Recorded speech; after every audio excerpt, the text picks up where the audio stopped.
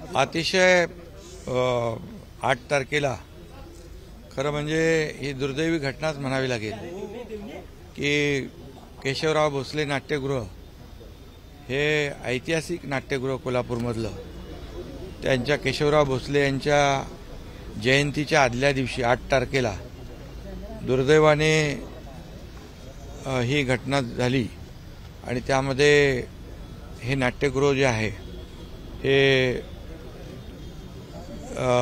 जळून खाक झालं।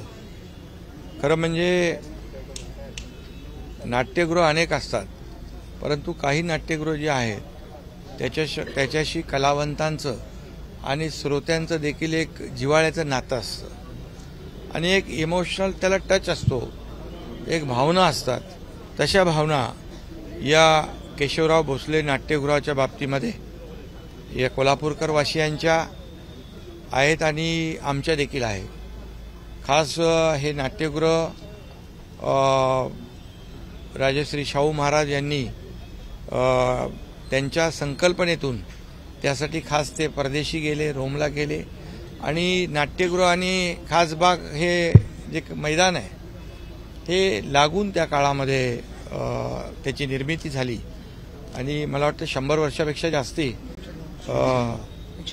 109 वर्ष ही जुनी इमारत, ऐतिहासिक इमारत, आज इमारत पूर्णपणे सागवान लाकडाची त्या काळामध्ये बांधली गेली।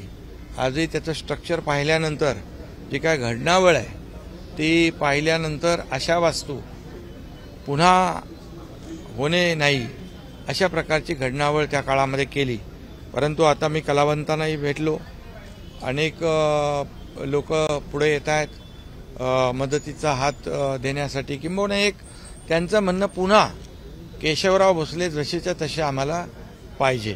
म्हणजे याचा अर्थ हे जे नाट्यगृह आहे हे नाट्यगृह जसं होतं पूर्वी तसंच पुन्हा उभं राहावं अशा प्रकारची भावना कलाकारांची, कलावंतांची आहे आणि त्याचबरोबर कोल्हापूरकर नागरिकांची देखील आहे।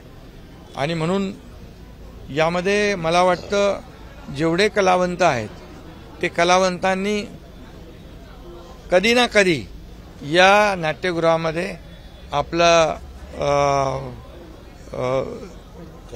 कला पेश केली असेल, कला सादर केली असेल, आपले नाटकाचे शो केले असतील आणि त्यामुळे ह्याच्याशी फार जिव्हाळ्याचं नातं आहे। आणि म्हणून मला देखील खूप फोन आले, खूप मेसेजेस आले आणि जेव्हा हे 8 तारखेला ही घटना घडली त्यावेळेस देखील एक मनाला एक वेदनादायी ते चित्र आणि घटना होती। त्यामुळे आम्ही नक्कीच शासन हे सर्वसामान्यांना न्याय देणारं सरकार आपलं आहे महायुतीचं आणि कलावंतांचा देखील आदर करणारं आहे आणि श्रोत्यांचाही आदर करणार आहे। आणि म्हणून हे आत्ताच मी इथे उभा असताना अनेक आर्किटेक्चर आले, कलावंत आले, ते सगळेजण येऊन पुढे याला एक सहकार्याची भावना त्यांनी दाखवली। याचा अर्थ या वास्तूशी त्यांचं अतिशय जे भावनिक नातं किती घट्ट होतं याचं एक प्रचिती येते। आणि म्हणून याची संपूर्ण चौकशी देखील आपण लावलेली आहे। उच्चस्तरीय चौकशी होईल, फॉरेन्सिक लॅबची लोक या ठिकाणी टेक्निशियन देखील आज येऊन गेले, त्याच्यावर पोलीस देखील चौकशी करतात। ठीक आहे, हा चौकशीचा भाग आहे, त्याच्यामधून जे काही निष्पन्न होईल त्याप्रमाणे पुढचं जे काय व्हायचं ते होईल। परंतु हे नाट्यगृह उभं राहणं पुन्हा हे महत्त्वाचं आहे आणि त्यामुळे आयुक्त आणि कलेक्टर यांनी मला माहिती दिलेली आहे की याचं इन्शुरन्स देखील काढला होता, विमा, आणि तो 5 कोटीचा विमा आहे। आणि त्याचबरोबर या संपूर्ण जशी वास्तू होती पूर्वी तशी वास्तू पुन्हा उभी करण्यासाठी त्यांनी एस्टिमेशन केलेलं आहे 25 कोटीचं।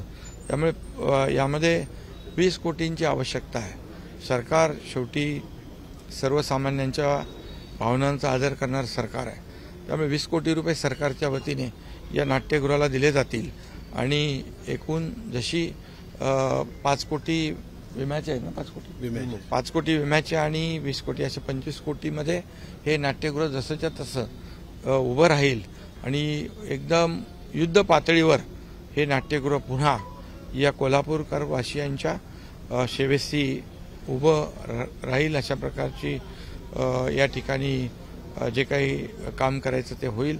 आणि खरं म्हणजे केशवराव भोसले यांना हीच खरी श्रद्धांजली ठरेल.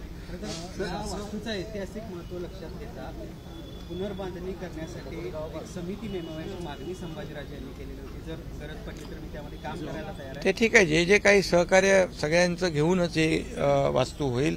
आणि जिल्हाधिकारी आहेत, कलेक्टर आहेत, पालकमंत्री आहेत, हे सगळे आणि आपले लोकप्रतिनिधी आहेत, यामध्ये सर्वच योगदान देतील. आणि जी काही भावना आहे पुन्हा जसंच्या तसं हे उभं राहावं, ही भावना महत्वाची आहे. आणि त्या भावनेचा नक्की सरकार विचार करेल. कलावंतांनी सांगितले की पुढची केशवरावांची जयंती ह्याच नाट्यगृहात नाही, म्हणून युद्ध पातळीवर आपण युद्ध रिनोव्हेशनला 4-4 वर्ष यापूर्वी झालेली. नाही तसं आता या वास्तूशी जी काही भावना लोकांची जुळलेली आहे त्या मला माहीत आहे. आणि त्यामुळे आपण ठरवलं तर कुठलीही गोष्ट अशक्य नाही. त्यामुळे हे वेळेमध्ये पूर्ण होईल. त्यासाठी जे काही करायचं ते सरकार करेल. शॉर्ट सर्किटने खरं तर आग लागली असं एक अहवाल दिलेला आहे. एवढी सिक्युरिटी होती, लोक ठीक आहे. तो आता तो चौकशीचा भाग आहे.